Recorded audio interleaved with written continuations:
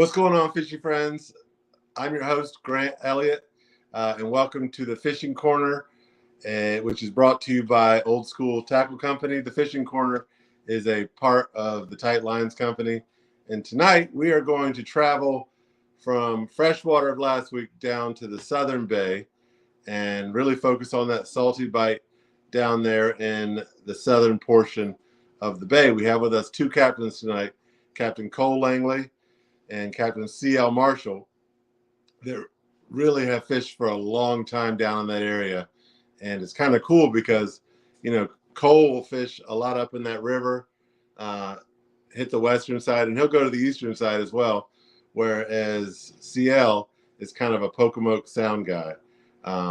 Their areas will mingle, but we really do get a nice east and west perspective this evening. So let's bring both of these gentlemen in now. See it. There we go. How you doing, captains? Doing all right. How about you? Doing well. How are you, Captain Marshall? Fine as kind, man. Fine as kind. Well, you guys have done a lot of stuff with me in the past, but let's talk to both of you guys and give you the opportunity to kind of talk about your respective businesses. Cole, start us out and tell us about Desperate Measures. How long you've been doing it? What got you into it? And what's keeping you doing it? Each day.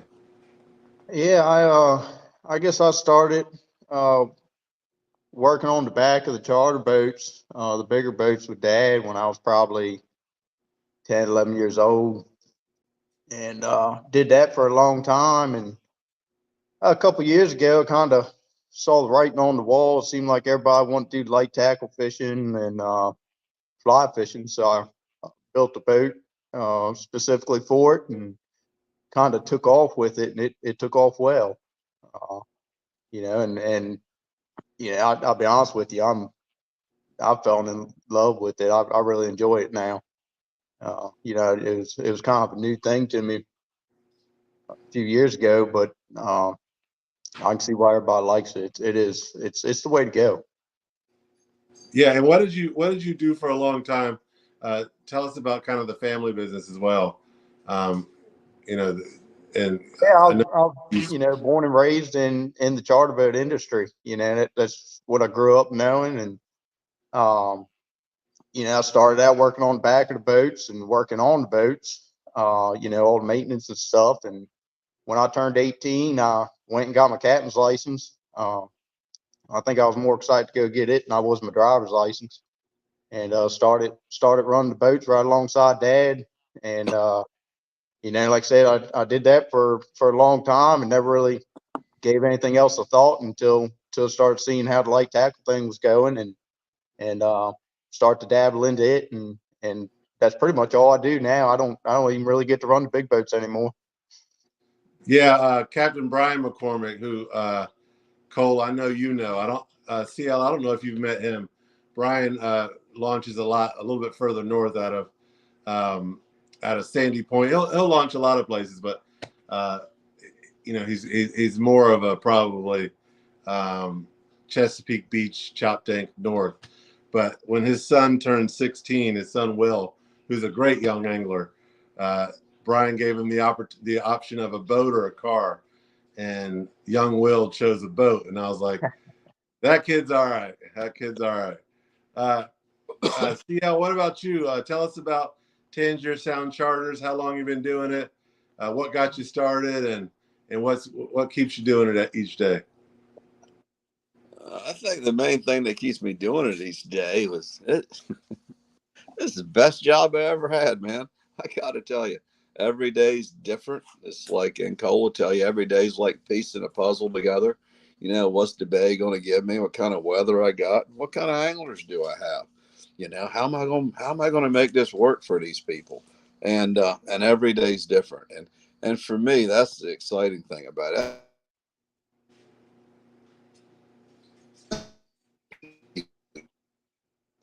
Man, if you could have had a better face to get frozen with. I mean, Captain, we lost you for a second. Am I back? Yeah, you're back. Yeah, if it Yeah, today was easy, man. Today was them days that you look for. I mean, it's, short run, diving birds, bait breaking on top of the water, slick cam, uh, you know, and it was all you wanted. But I can tell you this, I'd much rather be doing this than I would be selling somebody else's product and getting screamed at about trying to collect money that I ain't gonna get paid on. And that's what I did for about 20 years in the food service business. And tell your kids, man, don't get in food service sales. You ain't got no life, and you just get to figure out pretty quickly, how big a-holes some of these people out there can be. And I've been blessed since we've been doing this charter thing. I've been blessed with good customers. I've been blessed with good anglers. And, it's been, hell, if I knew I was going to like it this much, I'd have gone full time in it 30 years ago, like Cole did, man. That's probably what I should have done.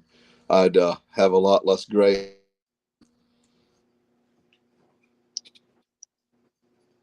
Yeah, we lost you. We lost you for a second there again, but you have a lot less gray hair. Yeah, Cole figured it out from an early age. I'm still paying off student loan debt for a career that I'm not doing. So I wish I had figured it out a lot earlier as well. But so both of you guys fish, kind of that. I mean, I guess there's a whole lot of more bay even further south than you guys. But CL, let's talk about kind of the region that you like to fish. I cover a pretty broad swath of bay. I go as far north as Bloodsworth and as far south as Exmoor, Virginia. And it's a lot of places for them to hide in that. And the cool thing, and Cole sees the same thing, that we're real lucky that we're not a one-dimensional fishery. We've got cobias, we've got red drums, we've got speckled trout, we got rockfish. We got, if it gets real bad, we can catch blue channel cats. What we have options. Where other people who do what we do, they don't have that many options right at their back door like Cole and I do.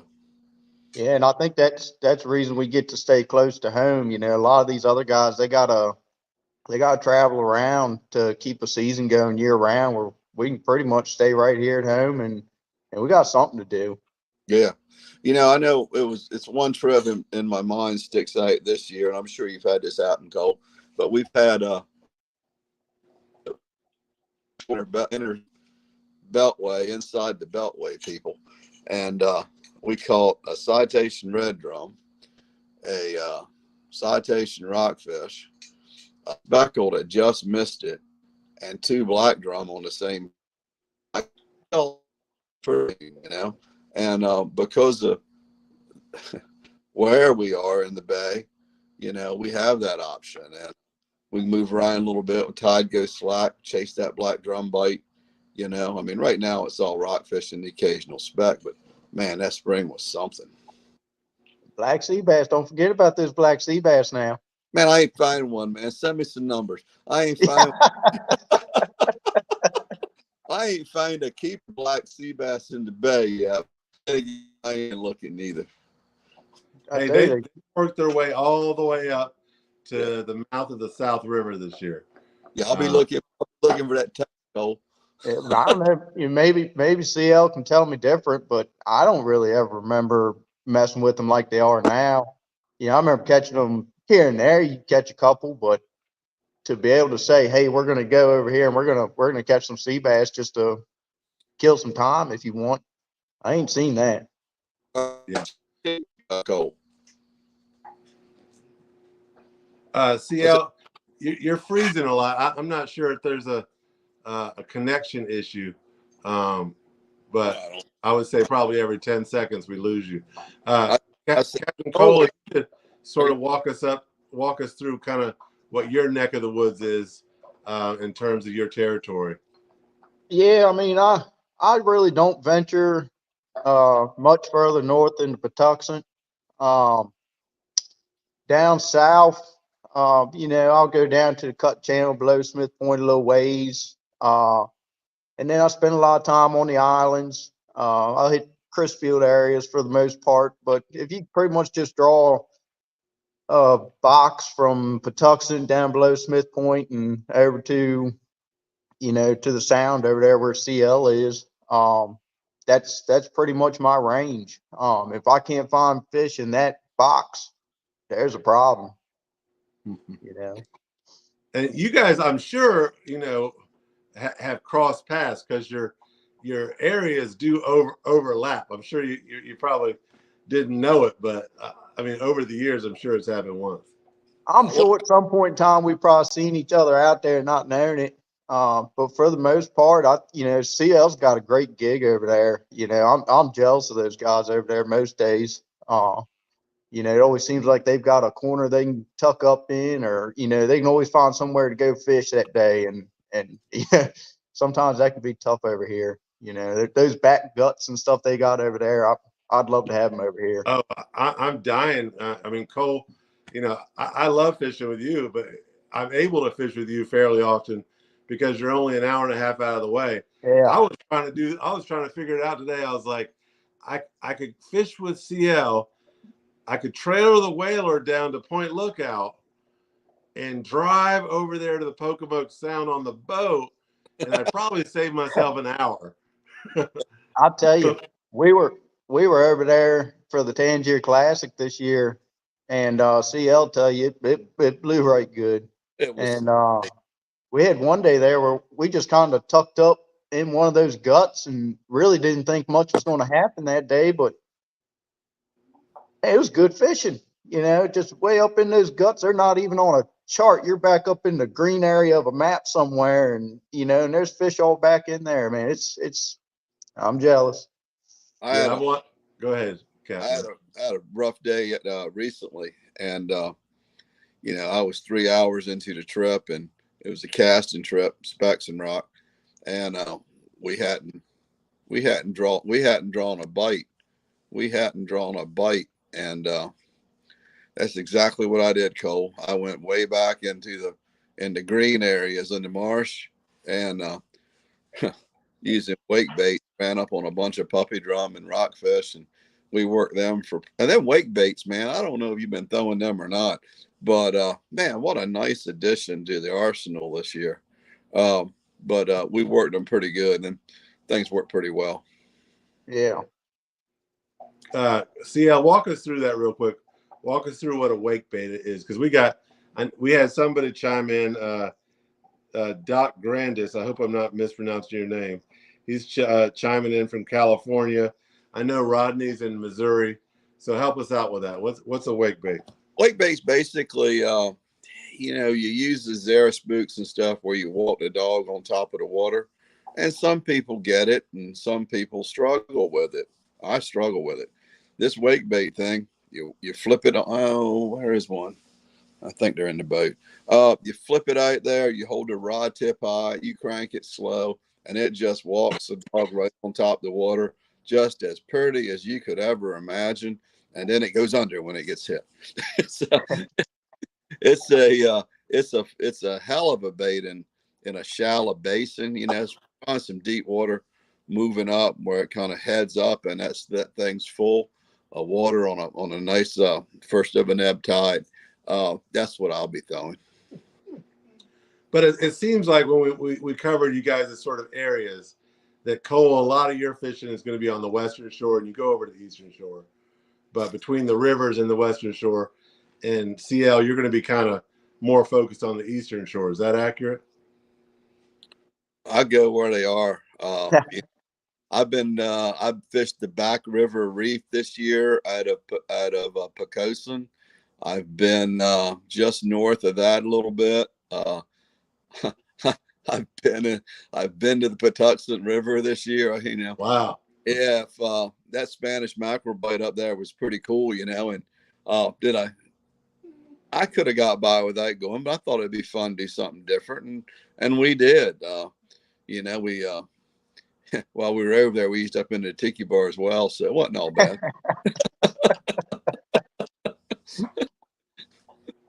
Yeah, CL, you've never met a cocktail that you don't like, that's for sure, right? I've got some. Have a good one right here. You know, that looks a lot like one. What's the drink that you make me? The whiskey drink with the orange juice? Orange Julius. Yeah, Is that what that is? it's like that, but there's no orange juice or anything else in it. That right there is a Maker's Mark cast strength, 100 proof, and some ice. Now let the ice melt a little bit, so there's some water in it now. So as we've been kind of catching up with a lot of captains, we've been doing sort of a year in review. So, you know, we're going to allow each of you guys to kind of review the year that you've had with your charter business. And by that, I want to focus on like what's been different about this year. Has there been, you know, I've noticed on the Bay every year it's kind of like it's cyclical. Some years you have, you know, a great cobia bite. Some years you have a great speck bite. So sort of talk about the cycle that you noticed this year. You know, some new things that maybe you're trying to do for your business, and maybe what you're looking forward to going forward. I think CL went last time first. So Cole, do you want to start us off? Yeah. I mean, I think in my area, the highlight this year, as silly as it might sound, was them blues that come back. You know, you just, I don't care if people come down with me 3-4 times and called them till their arms were tired. When they came back the next time, they wouldn't turn them down. You know, that's just a fun fish right there. You know, seemed like everything was kind of lagging behind for the most part this year. We didn't have the cobia numbers that we normally have for the last couple of years now. I guess I can't say normally, but for the last couple of years. The drum bite, I felt like that was a big talk this year. The bull reds. You know, everybody got a little spoiled last year with how good it was, and this year, you know, it wasn't like that. It was a little tougher. You actually had to hunt for them. Everybody said, "Well, man, what happened to the drum? What happened to the drum?" I said, "No, this is the drum. This is kind of what it normally is. You know, you just got a little spoiled last year. You know, these little knots of them, and you know, you don't always go out there and find them breaking on top every day. You got to hunt them down and find them. With the way we fish for them, you know, now CL, he fished for them a whole different way, and I'll get to that in a little bit. I got some respect for that kind of fishing. I can't do it. I just I tried, and the patience and stuff those guys have, and the way they can wrap their mind around how those fish are going to come up through there in them shallows and stuff. It's just a whole different fishery, and I really like it. I wish I could do it. We just different fishing, but yeah, no, it striped bass fishing. Summertime was tougher. Um, Pretty much non-existent, I guess you could say. You know, we find them in the shallows, but instead of having a bunch of fish on current rips and structures like we normally would, you know, you'd have 2 or 3 fish on it. You know, you'd really have to grind them out. And that was a lot that we're seeing. We're seeing the effects of it now this fall. You know, everybody's waiting for a bunch of fish to come out of the honga and whatnot, and kind of looked at him and said, "What fish are coming out of there?" It wasn't that many in there to begin with. You know, there were some, but it wasn't that good. So, you know, all in all, we caught fish. We did good. We had a lot of variety of species. Happy with how the year went. But you know, it was fishing. It was fishing. You know, we had some tough days. We had a lot of good days. Had great people on the boat. You know, had a lot more fly fishermen this year. Really enjoyed taking them. That kind of adds a whole nother degree of difficulty to things. You know, but the like I always explain to people, the great thing about fly fishermen is they're not out there to say they caught 100 fish that day. You know, they're out there to catch a fish in a specific way or target a specific fish. And if you can catch them 1 or 2 fish like that, you just made the whole season. You know, and that's enjoyable. I really had fun with that. Well, I think I was with you, Cole, when was I with you, Cole, when Scott hooked two bluefish on the same topwater lure? Yeah. I Yeah. mean, I mean, normally, like you said, silly bluefish, but man, yeah, he just Scott just chimed in, but We were those weren't the talking about, 12-inch bluefish we normally see. Those yeah. were 18 to 20-inch hammers, and they We were were just talking about how we should take both sets of hooks off, or one of the sets of hooks off, and only have one set of hooks on there. But then we figured, well, how are you going to catch two at a time if you take two hooks off? I like how you CL, I like before we how you talk about your year in review, I want to remind everyone, go ahead and start asking your questions, because pretty soon here we're going to switch over to questions. I'm going to try to let everyone off early tonight, because I know there's a purple and gold football game on tonight that people are probably going to want to watch, even though they'll probably blow it again like they did last week. But go ahead and ask your questions, because what we're going to do, Cole and CL are each going to pick a question of the night. And if you win question of the night, you got to stick around, because you get to participate in a trivia question. So if you get question of the night, you get a prize automatically. But if you can answer the trivia question that these guys can't, you're going to get some extra sweet prizes. So go ahead and start asking the questions now, and we're going to get to them here in a few minutes. CL, year in review. Sorry to make you wait. That's no problem. I was sitting here thinking, and Cole kind of hit on it when he talked about the fly fishermen. Probably the neatest thing about this year for me was learning perspective and learning what my customers' expectations were. I want to catch 100 fish every, but it's really cool to see that guy who's up, and he's happy with the 2 fish he caught. I'm very grateful for that. And to me, that was helpful and very to learn for sure. A year in review, we started off a little earlier than most. We caught our first big fish on the 27th of March this year, and we hit them. That was the black drum, and we caught them pretty much until the reds showed up. And then when the reds showed up for me, I was very blessed. I happened to be in the right place at the right time often, and so that worked out pretty well. But I think that the neatest thing as a bycatch of that fishery that we encountered this year was just a tremendous speckled trout fishery and big fish. Granted, it requires some patience, and it requires some,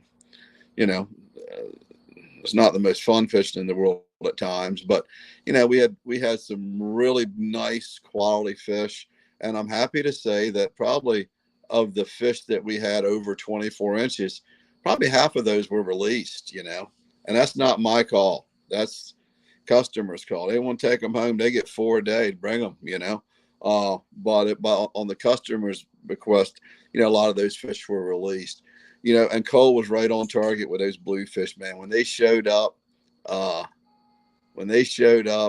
it was fun. I actually got rid of all my treble hooks because I was worried about my, but it was fun. Went through an absolute 5-gallon bucket full of soft plastics because that's what I like to throw, and that worked out pretty well. But yeah, for me, that the highlight was definitely the reds. We got on in July. We slowed they go in July because I can't find them in July. But mid-August they showed back up in a little bit deeper water, and we jumped right back on them again. And I think we ended the year with 102 over 46 inches, and that is something that I never thought I'd do. So, But you almost caught more reds over 46 inches this year than I did. Almost, almost.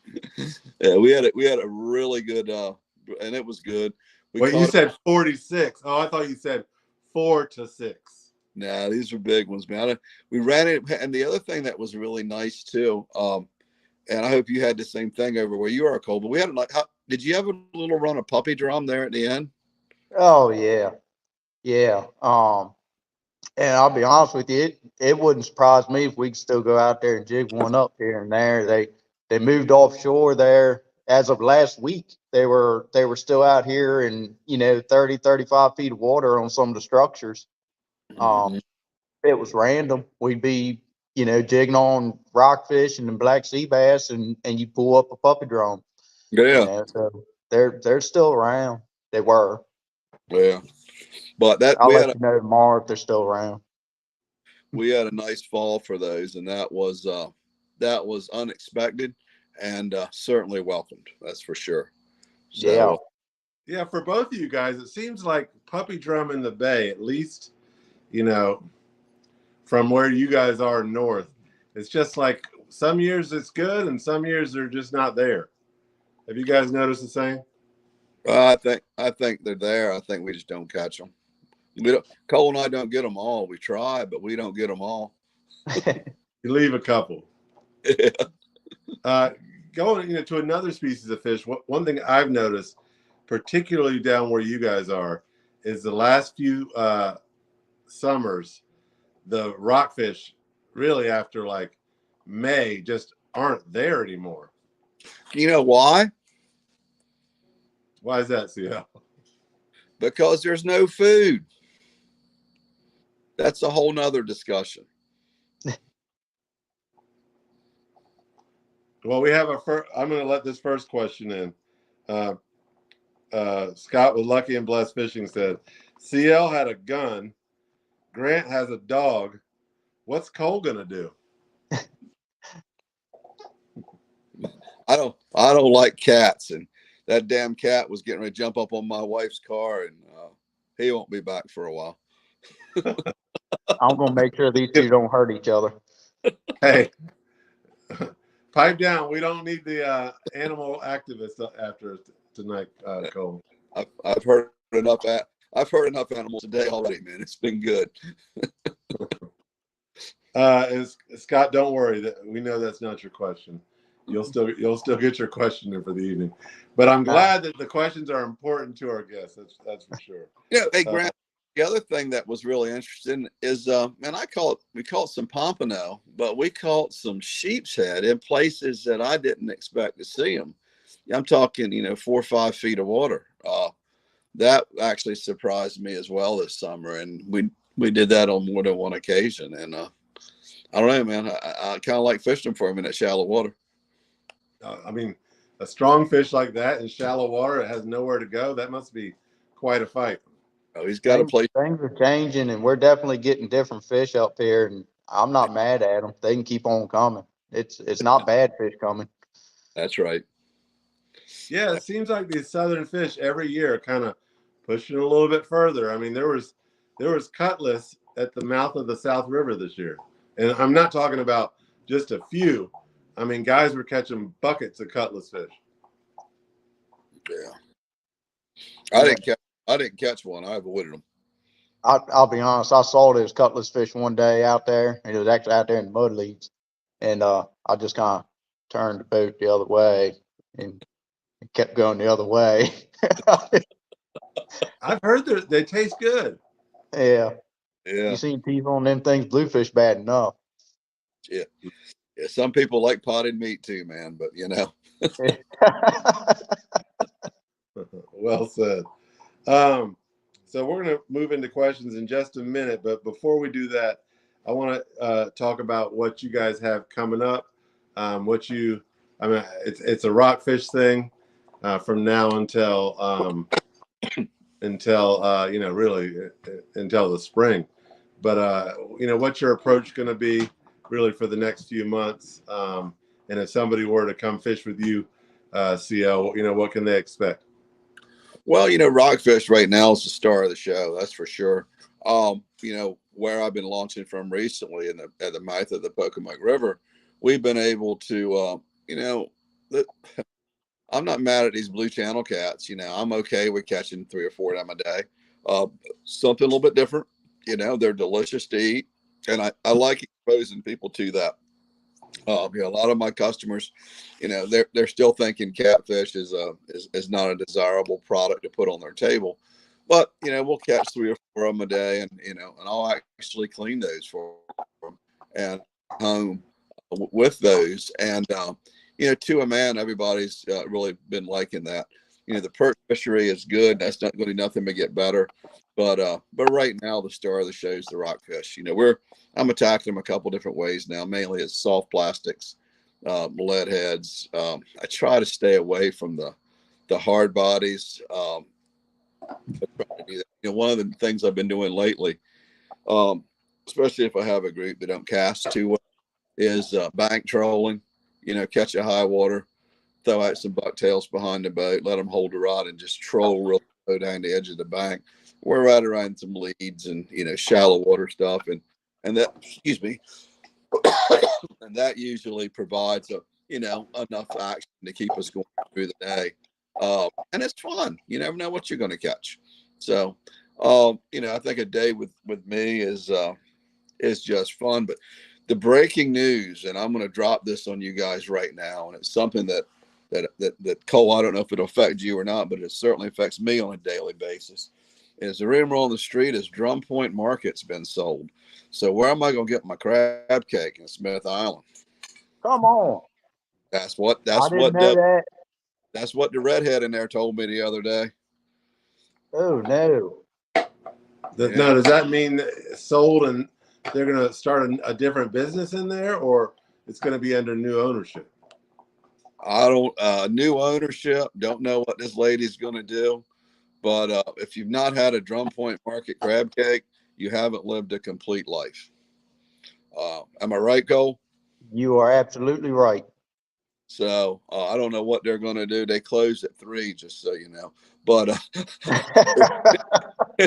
if I don't know what's going to happen there. I hope. I don't know the new owner. I think she's from out of town. Man, I hope she don't screw that up. That's important to me.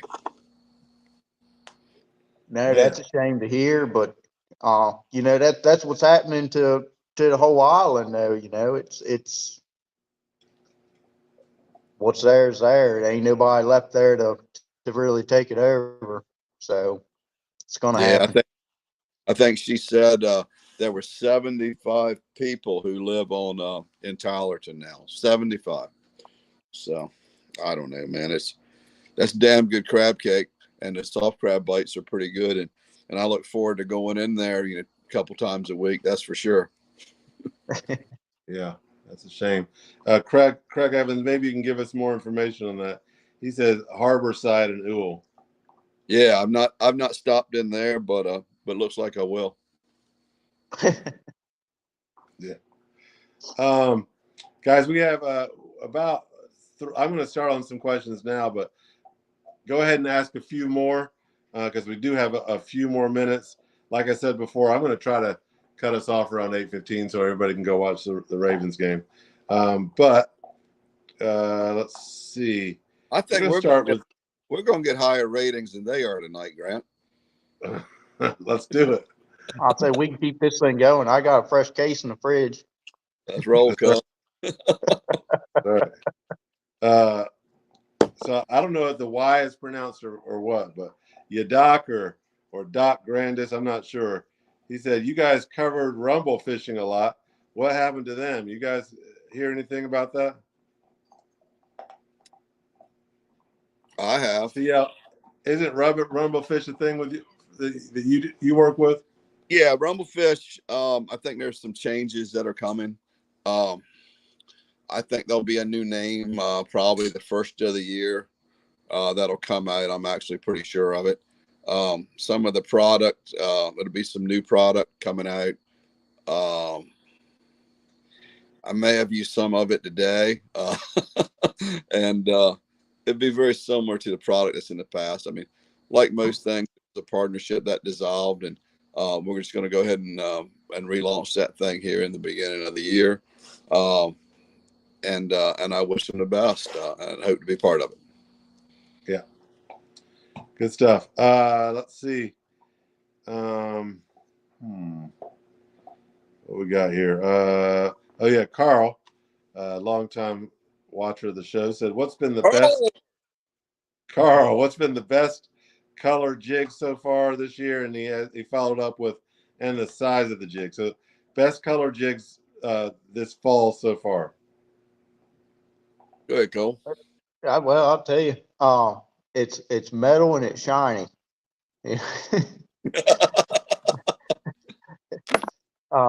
Metal jigs are king. I mean, if you got people that are kind of having a hard time working lures on the boat, you can put a metal in their hand and catch fish. As far as I'm concerned, but I prefer to catch fish on soft plastic. Most people come on boat like to catch fish on soft plastic, and I like you know 1 ounce to ounce and a half. Blue. I like blue in the fall time, winter time. Blue sparkle jig head, and I'm pretty traditional when it comes to colors. I don't throw a bunch of fancy colors out there. It's either going to be white or chartreuse. Um, I did pick up these they look just like an eel. Trying to think who made them. Mega Strike. It was a Mega Strike eel. It was a 9-inch eel, and Old School makes a really good eel too, guys. yeah, I've heard. I'm gonna have to look. I'm gonna have to get on that and look that up too. But man, those things were deadly on them those rockfish last winter. But yeah, no metal, white chartreuse paddle tails in the 5-inch range. This time of year, I'm using 5-inch and that ounce and a half jig head. And like I said, I really stick to the blues this time of year. I like that blue jig head. I go over here. Got it. There we go. There we Cole, go. real quick follow-up question to that. Because you touched on something that I think is really important, particularly for a new angler. You said if you got new anglers on the boat, you give them that metal jig, Yeah. and they'll catch fish. Why do you think that's important? For why do you think a metal jig is better for a newer angler? I don't know. It just seems like something that you don't have to worry about. I mean, you gotta keep tension on line. You gotta feel your lure at all times, but it just seems like they attack that metal jig, and it's more of a vertical jig instead of having to cast out and feel the jig hit the bottom and bounce it along the bottom. You can tell them open that bail up till it drops, till it hits the bottom. Okay, close your bail, crank it up, one crank. Okay, now I want you to whip your rod tip up, pause, follow your lure back down. Whip it up, pause, follow your lure back down. And it's a lot easier for people to get the concept of that rather than walking a jig head across the bottom or trying to detect fish at you know middle of the water column somewhere. Yeah, I'll follow up to that. I think for a new angler, one of the hardest things to pick up with jigging, particularly when you're in, over the winter, we're going to be in 25, 30, 40, sometimes even 50 feet of water. I don't like fishing in jigging in 50 feet of water nearly as much, but when you're fishing in deeper water like that, it's hard for a new angler to be able to feel bottom. Yep. And I think that metal jig just gets down so much better than soft plastic. And when it hits the bottom, it's a thunk, Yep. you know? And most of the metal jigs and stuff I use, they're a bunker spoon or something where it's got flat sides to it, to where they don't really have to do much to get that thing. Yep, that one. They don't have to do much to get that thing moving. They pick that rod tip up and it's going like that for them. Yeah, see, you had a crippled herring right there, didn't you? Well, I think this is a little bunker or bunker spoon, but they're all the same. Yeah. One of the things that I like to do too, is I'll take the bunker spoon or crippled herring, whatever it is, and I'll run up about 18 inches up with a dropper loop, and I'll put a little small thing on there. I don't know what this is, but that Eastern Shore champagne works real good for it. I'll put that up about 18 inches over the dropper loop. That way, to get their limit out of the way in a hurry, we can go ahead and start releasing some fish. but it works out pretty good. What kind of hook do you put in the soft plastic? But I just use a offset eye, 5/0 bait. One of them got the barbs on it, the bait holder hook. So that way, I'll generally use I don't know, one of them. I don't know what you call them, like a real skinny bait up there. Really doesn't matter what you put up there, as long as it's got some tail action to it. And but I agree with Cole. You know, a lot of anglers are going to have a lot of success with that metal on the bottom because the fish are on the bottom, and you know everybody wants to throw that 3/8 jig head, but you're in 15 feet of water running tide. It's going to take 2 days to get to the bottom. Where this thing here is going to get in quick, and it's going to stay strike zone. And this little thing up about 18 inches over top of it, you know, it's the success ratio is going to be a little bit greater, especially as the water gets cold. These fish tend to school on channel edges. Got it. Next question we have from, let's see, I don't want to skip anybody. Carl Ward, okay. Shore Sharp asks, have you guys done any bank trolling? Not finding the size and numbers in the Tangier Sound in my normal spots. I think that question is tailor-made for you. That's CL all day. Yeah, that's you, buddy. You know, one of my, I hate to say this, but my go-to lure for bank trolling is a storm lure. It seems to stay in the water a little bit better. The chartreuse ones work real well.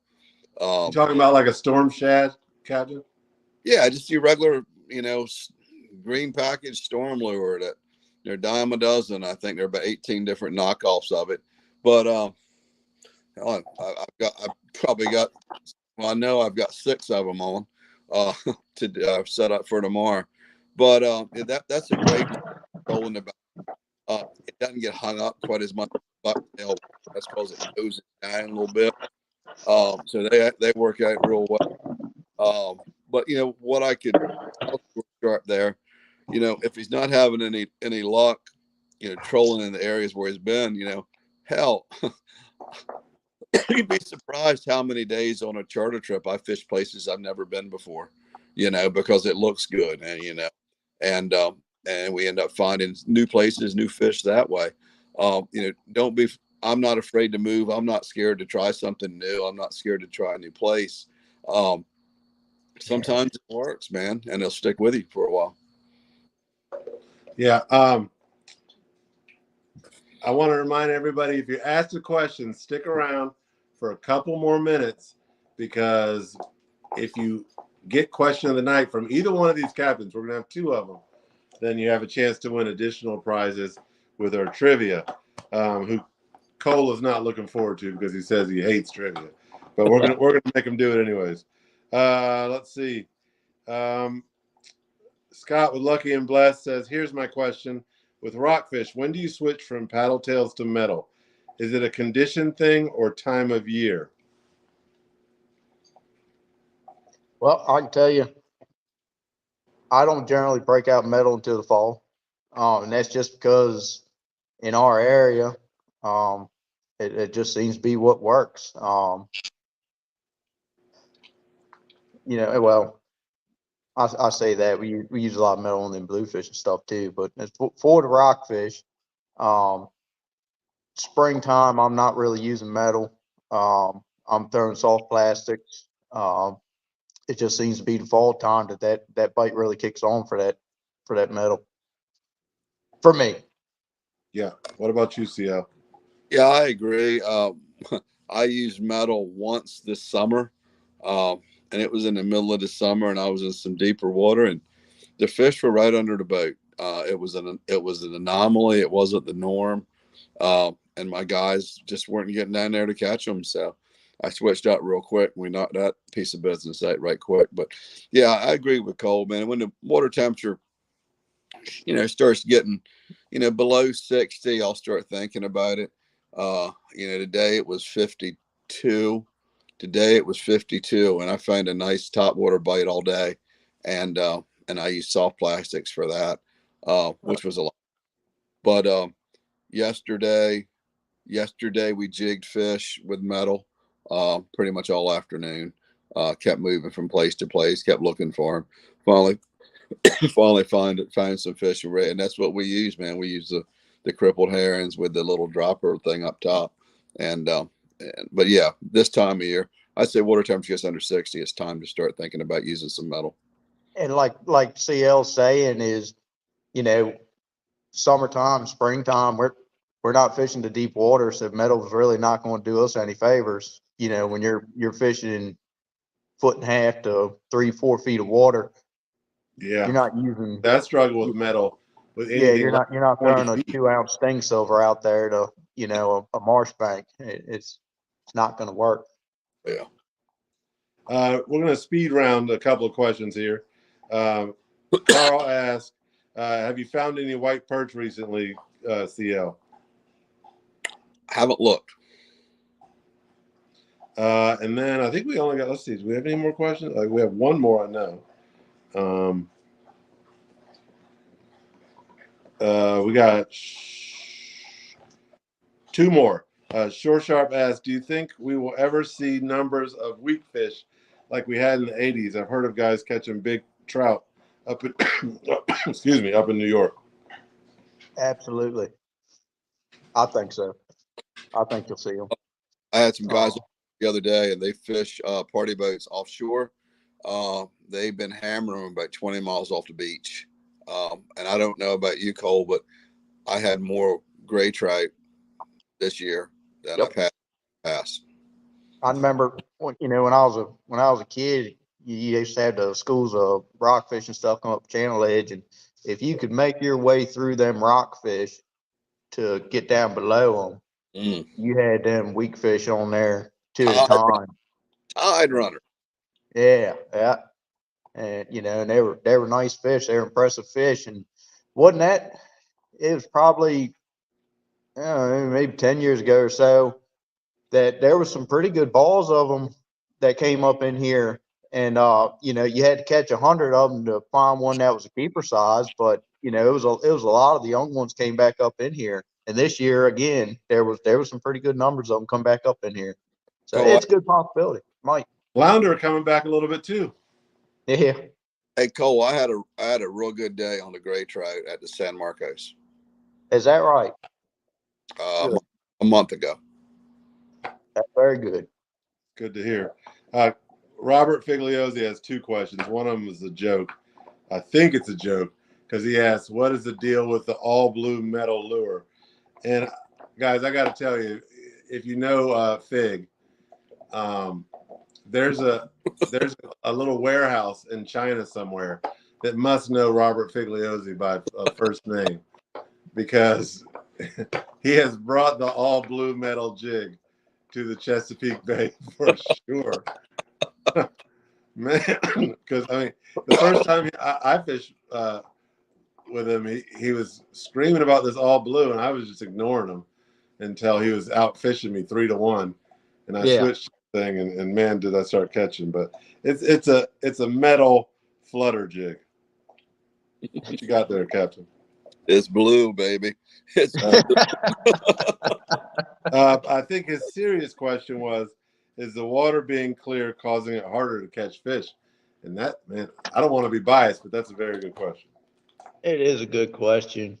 And it definitely kind of made a difference here the early part of the fall. It seemed like it was a little difficult to catch some of these fish in shallow after the sun got up, because they could see you a mile away. And that was kind of conditions. It's good, right?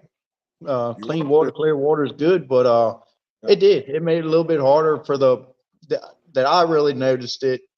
The beginning part of the fall here is it kind of took away a little bit of the shallow water bite for us that we would have normally had a little bit later in the morning, what we normally do. Kind of put a damper on things. And this is after the spring we had this year. That water was crystal clear. Yeah. Yep. I don't know if it's coincidence or if we're experiencing better water quality or what. Did you experience the same thing down there where you are, Captain Marshall? Man, I was between Tangier and Fishbone in them stumps there, and that's a hell of a place to fish. And I was in there, and the water was gin clear, and I could see the fish, I could see them swimming, I couldn't catch them. So I told my party, I said, "Buckle up, we're gonna make a power move."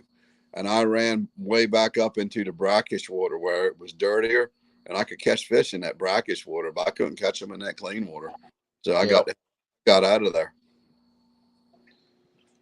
All right, so let's do. I'm going to give the captains about. We got a little countdown. We'll give them a countdown to be able to come up with their question of the night each, and then we'll come back, choose the question of the night, and then the two winners will have a chance to do the trivia. So here we go.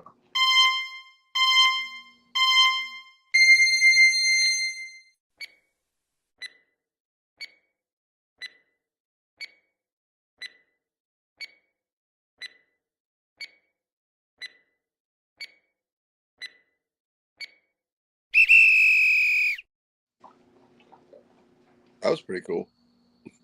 Yeah, man, special effects coming up in the world, right? Cole, I think I failed. Tonight. Cole, who did you get the question of the night? Who'd you pick? Oh, you know what? I am going to go Robert. I'm going to take that one. Take cream off top there. Yeah, that was a good one. So, Robert, you are in the trivia round, but Fig, you've automatically won an old school tackle company prize, but you've got a chance to double up. Captain Marshall, who'd you get? The clear water question was, I think. You guys can't choose the same guy. Oh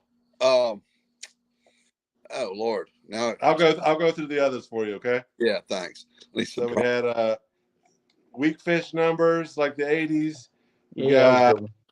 got let's see, white perch, rockfish. When do you switch from paddles to metal?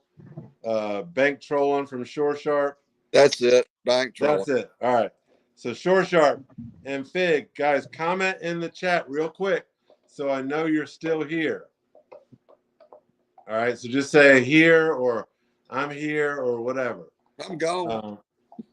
What's that? No. Yeah. I'm sure Fig is here because he just asked the question. So we at least have Fig, but we're gonna go ahead and roll right into the trivia question.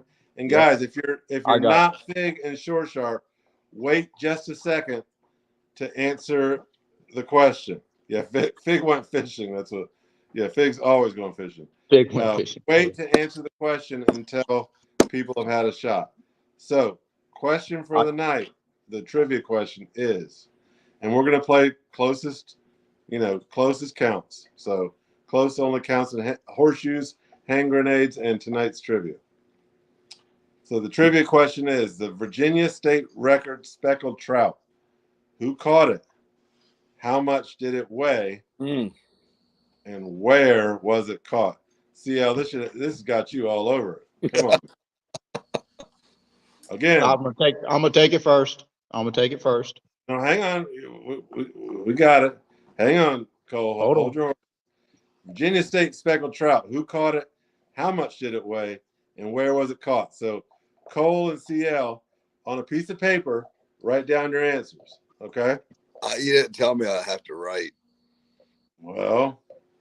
All right. Hold your answer. We're going to do a countdown. Hey, Cole, we're going to give Fig and Shore Sharp a chance to get their answers in. Okay? Hang on just a second. I can tell you 2 and 3. I can't tell you number 1.